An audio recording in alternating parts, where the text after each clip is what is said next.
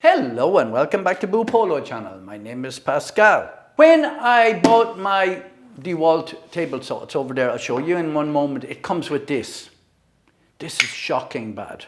I threw this away and it ended up walking back into my workshop. I've never used it since the first time I have it, and it came back in there. So I said, no, throwing it away is like somebody else might end up using it, and that would be even worse. So I bought myself a proper one by Fulton.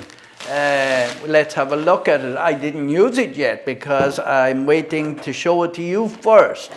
And we're going to assemble it, then we're going to put it onto the saw, and then we're going to cut some wood with it. It comes with the tape. I'm not so sure about the tape on it for the simple reason it's adjustable. So we will look into that in one moment. It comes with this fantastic long, heavy aluminum stock, right, or guide. We'll put this up on the scales. This weighs 702.5 grams, which in ounces is, it's 25.1 ounces. And we will weigh, that's not including the other bits that go with it. So what I'm going to do is I'm going to measure the main part of it, and that's 30.47 ounces, or 862.7 grams. So this is heavy duty. This is very heavy. It comes with these three plastic things so that this doesn't scratch off the surface. We will put them on for sure. There are calibration screws on this. Lots of these things don't have calibration. We have this calibration here. So we will not touch that at the moment. It seems to be offset a little bit. There are two big, heavy stainless steel hex screws going down, machine screws going down into it. So what would you do? You would cut a couple of pieces of wood first, and then you would calibrate it. As I said, as this is adjustable going in and out, the measurement is not going to be accurate anyway. Oh, yeah, it comes in inches up and inches down. So you can count down and count up. We will hold on to them for the moment. They do fit on here. They advise you to put this on upside down, and there's a reason for that, because you're always looking at your tape measure upside down, right? We have a flip stop that comes with it. That's what you're talking about. That's very handy if you are doing lots of pieces the same size. And that's the Allen key, but that's not that's the Allen key for this when we put this in. But that's not the one for the other one. We will open this one. Yes, there's our Allen key. So we can adjust this one depending on our saw. We will wait till we bring the saw over in a moment. The reason I have it like this, it's easier for it to show it to you. So I'm going to put a handle on it first and see how easy it is to move it over and back. There's a plunger here. Now I'm going to lift that up first. That's for using on these set points here. So make sure you hold that one up first when you are setting up this. And then it will plunge down into whatever degree you want it. For instance, we'll just set it at 0 for now. Now, that's at 0. When we get that at 0, then we will adjust this one. But when we are fitting it with this piece here, you can see that this eye here will come out if it's running too loose. And we turn this one, you see this little one coming out here, and we have 1, 2, 3, 4 of them along. But we will check that now in a moment. It's come with 4 screws. I don't know why it comes with 4 screws, 2 long ones and 2 short ones. Maybe if you wanted to add a piece of sacrificial wood to this, maybe you would do that. But that's wrong anyway. Have it tightened up reasonable amount, we should be nearly there. And we're going to put the plastic inserts on it to make sure that it's not scratching the table. At the same time, it needs to be as low as possible if you are doing tiny little pieces of wood, like maybe less than 1/4 of an inch. So at the moment, we will just leave it like that till we put it onto the saw. We have a fantastic stopper here. We'll just put that into place there now for now. Okay, so we'll just leave it there. This one will all be dependent on where the slot is on your saw, so we will adjust that in a moment.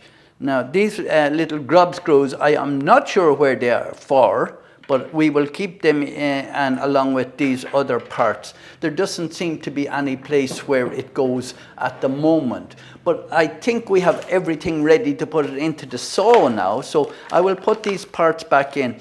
So what we need to do is we need to put these plastic pieces on the bottom. We put these plastic things on the bottom first. It comes with 3 of them, so we'll put one in the middle and one on each end. And what this does, it stops the rubbing off the table. So we will push that one down to the middle, and we'll push that one in there. I'm after puncturing my finger. That's sharp, this one. This one is not. We'll put one here towards the end. Now remember, that piece there is sharp, there and there. This one is not as sharp. So it's like a needle, that's all. Now, so what we're going to do now is I'm going to bring the saw over. Now, look at this and look at this. My, what a difference. And we are, this one looks like we do need to adjust it very slightly by the width. But so here I am with my old saw. Just make sure that you put this one is in here. That goes in. That stops it lifting up or coming out. Make sure that the fence is not touching off the blade. Now, what we're going to do before we align it, the first thing we're going to do, this can rock a little bit. The reason for that is because our screws that we were talking about earlier, and we are going to take it out and we are going to have them, you are going to have to go a little bit left, a little bit right. So I'm thinking maybe about 1.5 millimeters. I am not sure, but what we will do is we will tighten them in first, and we can see them coming out here, see, like this, and we'll see, will that help? So it will take a little bit, but remember, you only have to do this once. You're only doing it once. Just push this one back in now and see, is it rocking as much now? Doesn't seem to. I might be a bit too tight now. See, it's not rocking now. So which one? Yeah, it's slightly. Here, I'll just lock that in there. That's not locked in. I'll just lock it in there for now so we can see if it's rocking or not. Make sure you tighten this down as well, okay? So now what we're going to do next is, I think I'm going to loosen it another little bit. I am going to calibrate it for you. Next, what we're going to do, yeah, that's running just fine now. Maybe it will loosen itself up a little bit, maybe not. I'm just after loosening both of these screws here. Both of these, two. And make sure you loosen both of them together. And when I loosen them, then this one can move left to right and right to left. And as we see, we're a long way off. I can put it against this first. And now we have it. And I'm just moving this into the teeth. And then we're near enough right now. So it was a good bit off. And this looks much better now. But remember, your blade could be off, especially in an old saw. The blade could be off slightly. Yeah, that looks good there now. And what you'll do is you're going to tighten this. And then tighten this. Make sure you loosen this first. I'm going to tighten that, and then it won't move. And then we will tighten the gauge, and it's on 0. You can put this on the other side. Most people will have it on one side or the other. There are certain cases where you will have to put it on both sides. So you could have your piece on here like this.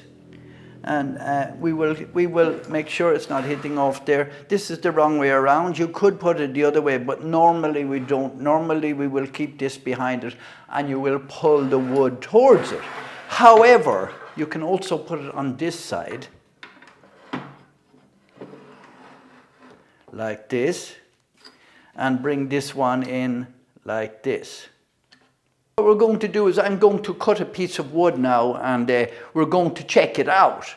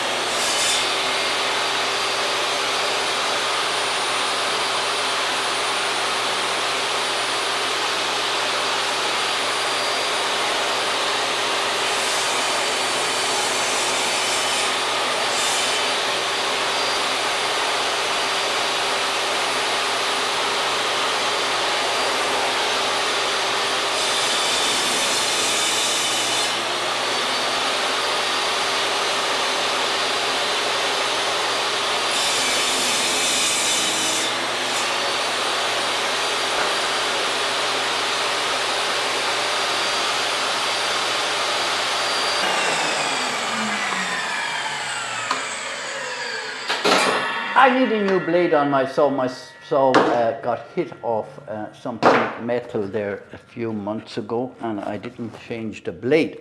I need to get a new blade for my saw. It's not very sharp. Yes, it's cutting that fine. As you can see, you can make blocks. If you're going to make repetitive blocks, make a lot of pieces the exact same size, the gauge there comes in handy. So yes, this is much better than what I had. It's a little bit getting used to with the rail on it. You can use it without the rail, but you must remember to tighten down this one. And then when you loosen this one, it will go to whatever the set angles are, which are 22.5, 30, 45, 60, 67.5, and 90, of course. We're not going to be doing 90. And then tighten it down. That's my review on the heavy duty Fulton. I've used Fulton stuff before, and this is 100 times better than the one that comes with your saw.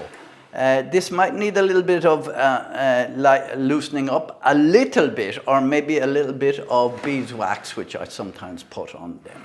I'll put a link in the description where I bought this. I bought it on Amazon. And thank you very much for watching. And if you like this video or any of our other videos, please subscribe.